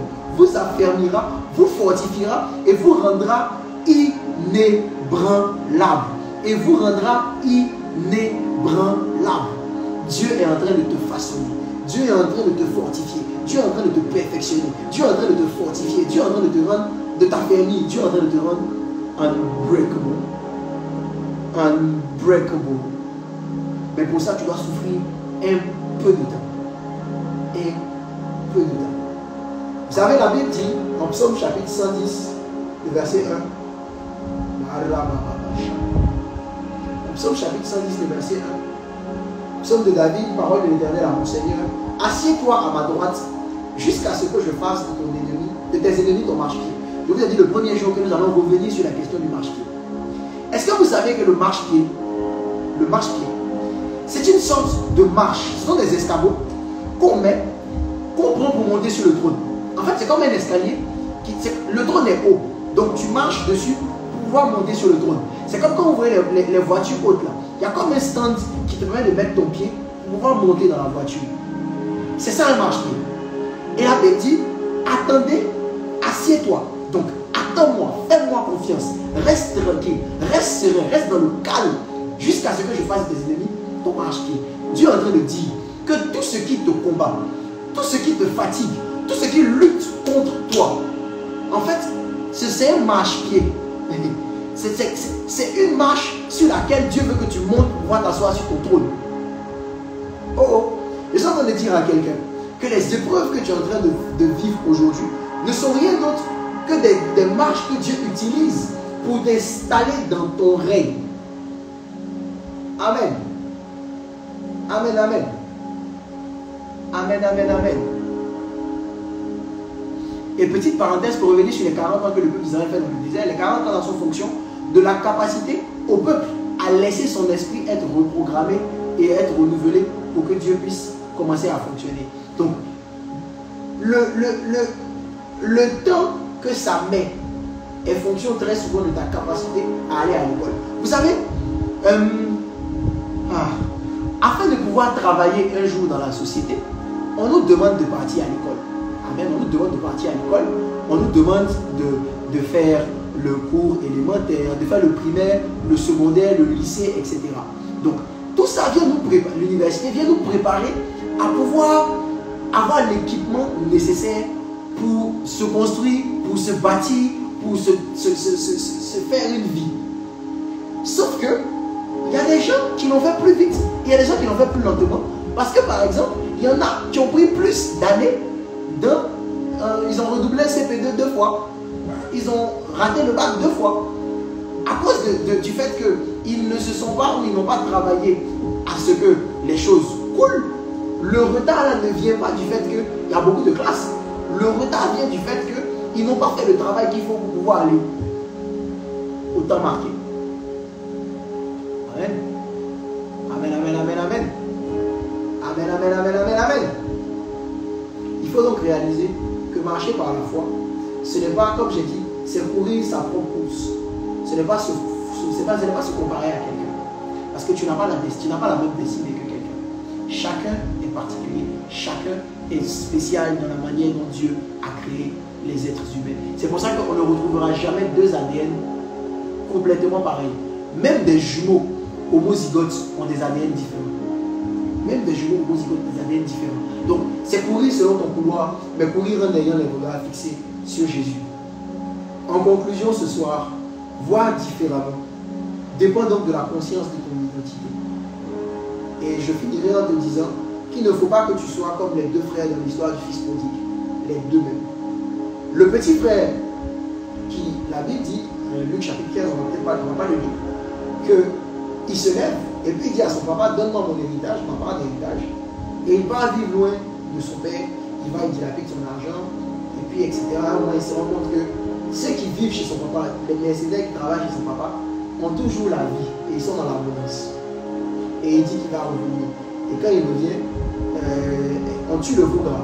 Et pendant qu'on tue le veau gras, son grand frère dit, mais non, moi je ne suis pas d'accord, papa. Parce que moi je suis toujours là.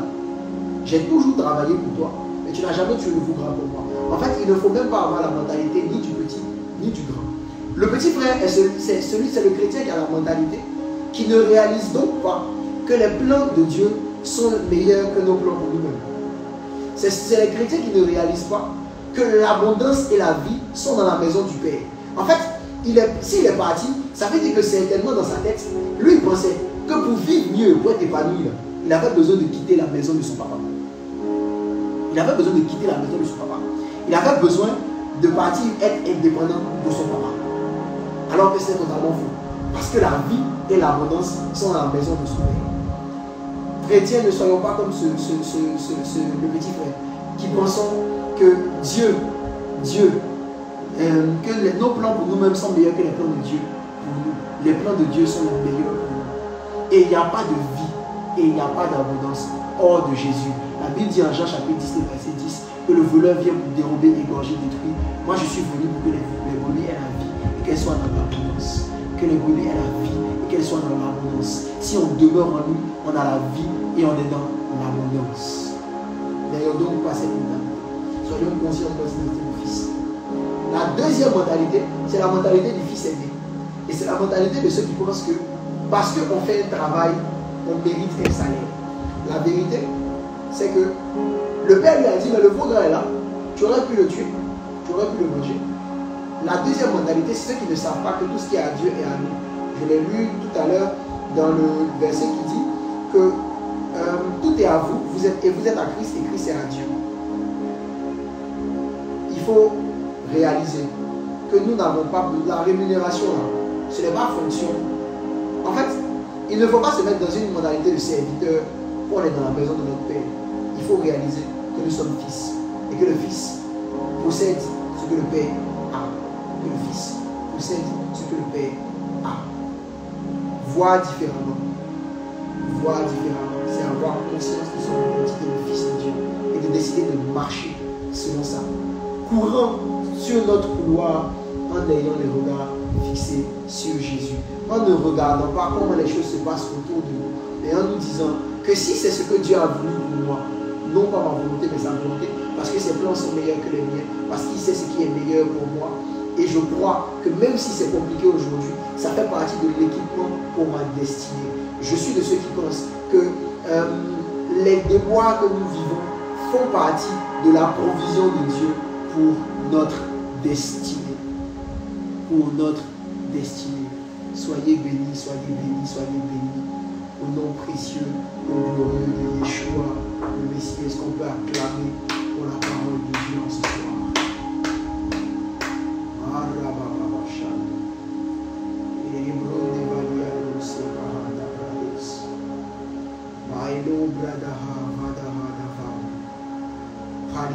Est-ce qu'on peut bénir Dieu pour sa parole? Est-ce qu'on peut bénir Dieu pour sa parole? Est-ce qu'on peut bénir Dieu pour sa parole? Est-ce qu'on peut bénir Dieu pour sa parole? Waouh, waouh, waouh, waouh! Quel message ce soir! Quel message ce soir! Quel message ce soir! Si tu as été béni, écris en commentaire, j'ai été béni. Donc on va prier, on va prier. Père, je te rends grâce. Merci de ce que ta parole est sortie ce soir. La Bible dit que tu envoyas ta parole et ta parole les guérit. Les guéris veut dire que tu as corrigé les mauvais gènes, tu as corrigé le malaise, tu as corrigé la maladie qui existait en nous, tu as corrigé le mensonge. Nous croyons ce soir, Seigneur, que tu as commencé le processus de reprogrammation en nous et du renouvellement de notre intelligence afin que nous puissions nous vivre pleinement.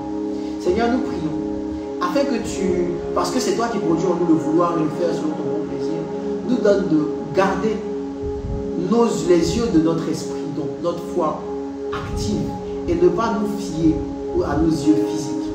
Merci Seigneur de nous donner de marcher par la foi, de courir donc dans le couloir que tu nous as assigné, pas dans le couloir que nous nous sommes assignés, pas le couloir des autres, mais le couloir que toi tu nous as assigné, en ayant le regard fixé sur toi et sur toi seul.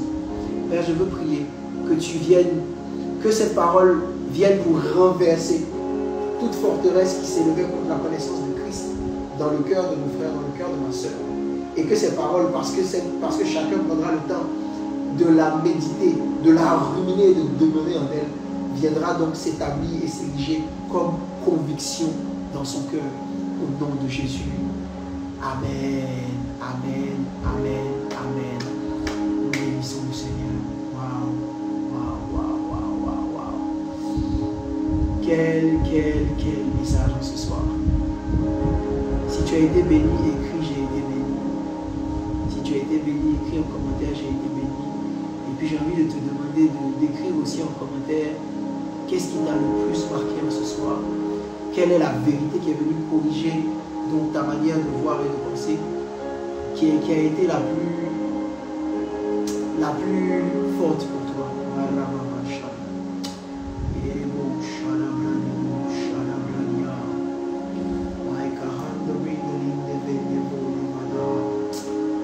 Seigneur, moi-même j'ai été béni. Moi-même j'ai été béni. J'ai été béni en suivant ce live. Tu m'as fait du bien. Seigneur, tu me fais du bien depuis que tu m'enseignes sur cette thématique. Merci Seigneur. Merci Seigneur. Au nom de Jésus. Au nom de Jésus. Au nom de Jésus. Il y a Enora qui dit que la parole qu'il a le plus truc, c'est: tu n'es pas dans le désert, tu es dans le laboratoire de Dieu. Et Dieu est plus préoccupé par notre réussite que nous-mêmes. Et Dieu nous façonne pour que quand le temps arrive, nous soyons. Il n'y a rien de plus stable qu'une révélation qui vient de Dieu. Voilà, pour Anaïs. J'ai aussi lu quelqu'un qui disait: voir différemment dépend de la conscience de ton identité. Mapi qui dit qu'elle était bénie par le fait d'être dans le laboratoire de Dieu. Amen, amen, amen, amen, amen, amen. Voir différemment dépend de la conscience de notre identité. Voir différemment dépend de la conscience de notre identité. Il y a quelque temps, j'étais avec Anaïs, soit saluer mon frère, je lui ai dit: tu veux savoir c'est quoi la foi? Ferme les yeux. La définition du laboratoire, la définition de la foi, tout ce qui est comme difficulté, un marche-pied, courir selon son couloir en gardant les yeux fixés sur Jésus. Amen, amen, amen. Donc j'étais avec Anaïs et je lui ai dit: tu veux connaître c'est quoi la foi? Ferme les yeux. Elle a fermé les yeux. Et je lui ai dit: avance. Stop. Tourne à gauche. Stop. Retourne-toi. Stop. Et elle a fait. Et quand elle a ouvert les yeux, je lui ai demandé, pourquoi est-ce que tu étais capable de garder les yeux fermés et de marcher sur le son de ma parole? Ça a été parce qu'elle me faisait confiance. Et c'est ça la foi, comme je dis. C'est avoir confiance en Dieu pour être capable de marcher sans voir avec nos yeux physiques, mais marcher seulement par ce qu'on entend. Voici la foi. Gardez le regard fixé sur Jésus. Amen. Amen. Amen. Amen. J'ai envie de partager avec vous parce que quand je vous demande de partager vos témoignages avec moi, vous ne les partagez pas. Je vais lire un témoignage que j'ai reçu ce matin. Malheureusement, j'ai un deuxième et que je n'ai pas pu m'envoyer par mail. Le message dit coucou papa, etc., etc., etc. Je ne sais pas comment expliquer, il m'a dit. J'ai juste compris ma responsabilité dans ma vie. Avant, je pensais que toutes ces choses qui m'affectaient ne dépendaient pas de moi. J'ai compris que j'ai laissé beaucoup de choses s'installer en moi et que mes pensées influençaient vraiment sur mon quotidien. Depuis lors, c'est fini. Il y a comme une nouvelle soif qui fait que je médite beaucoup. Je prie tout le temps en langue, comme si j'avais pris un nouveau virage. J'ai hâte d'être à ce soir parce que les jeudis soirs deviennent comme un événement. C'est le rendez-vous divin pour les changements de destinée. Ça, c'est le témoignage de Nessie. C'est le témoignage de Nessie. Il y avait un autre témoignage de Jeff, mais que je vais lire la semaine prochaine parce que je n'ai pas eu le temps de m'envoyer par mail parce que je bougeais énormément. Vous aussi, partagez avec moi vos témoignages, partagez avec moi à quel point cette série vous fait du bien, si elle vous fait du bien, si vraiment elle vous fait du bien et qu'elle vous donne de pouvoir voir les choses différemment. Partagez vos témoignages avec moi, j'insiste vraiment à mon adresse mail que maintenant mon équipe écrit dans les deux chats, Yohan, YOHA2ME, Talmas, THALMAS, @gmail.com.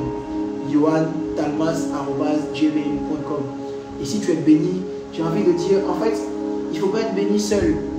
Il ne faut pas être béni seul, il faut partager, il faut inviter, il faut inciter des gens à venir regarder ces lives, à venir les partager avec nous. Si tu crois que c'est comme Vanessa, comme Nessie a dit, que c'est un rendez-vous pour le changement de destinée, il faut que tu puisses le partager avec les gens que tu aimes. Amen. Pour qu'on soit beaucoup plus nombreux. Il faut que tu envoies les replays. Pour que les personnes puissent suivre ça et avoir elles aussi leur vie renouvelée, avoir leur pensée renouvelée, avoir leur vie transformée. Amen. Vraiment, je compte sur vous pour ça. Et en ce qui concerne vous-même, comme je l'ai dit, il faut ruminer la parole.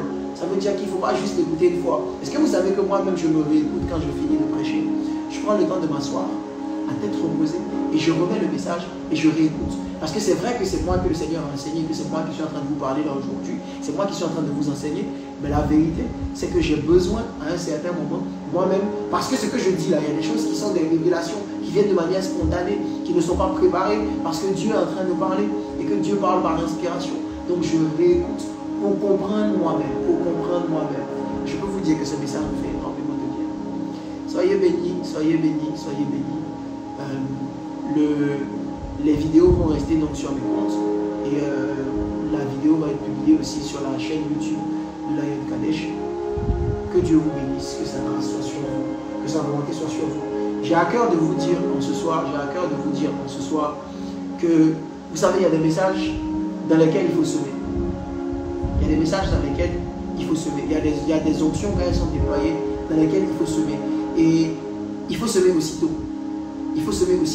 Quand on lit la parole dans le livre de Juges au chapitre 6, quand Gédéon rencontre l'ange de l'Éternel et que l'ange de l'Éternel finit de lui parler, Juges au chapitre 6, c'est pas prévu, le Seigneur vient de me le mettre à cœur.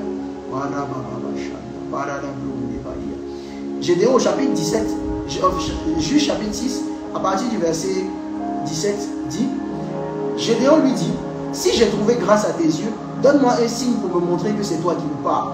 Ne t'éloigne point d'ici jusqu'à ce que je revienne auprès de toi et que j'apporte mon offrande et que je la dépose devant toi. Et l'Éternel dit, je resterai jusqu'à ce que tu reviennes. Donc, Gédéon a déposé ce qui était là. Et puis ensuite, il est allé préparer la suite pour venir après faire sa vraie offrande. Amen. Donc, de manière spontanée, si là, ce message-là comment on appelle ça, te challenge, te booste et que tu veux semer dedans, tu as juste à m'écrire en DM. Tu écris à Enora, ou tu écris à Cristaline, tu m'écris en DM. Je te dirai les moyens par lesquels tu pourras faire ta semence. Vraiment, j'ai eu à cœur, je ne l'ai pas fait, je ne l'ai pas dit depuis le début des premiers lives, mais j'ai eu à cœur de le dire là tout de suite. Si quelqu'un sent de vouloir semer dans ce message, pour pouvoir capter, pour pouvoir s'attacher et pour pouvoir s'installer dans cette onction-là, de dire oui, amen, et je la retiens. Donc, elle a juste à m'écrire en DM et je lui dirai où est-ce qu'elle pourra faire donc cette offrande-là. Soyez bénis, la grâce de Dieu est sur vous. Et je prie pour toutes les personnes qui feront cette offrande-là, que l'onction qui s'est dégagée durant ce live, parce que la parole de Dieu n'est pas que parole, elle est esprit et elle est vie, que cette vie-là vous contamine et que vous manifestiez la plénitude de ce message au nom de Jésus. Amen, amen, amen. Soyez bénis et à la semaine prochaine.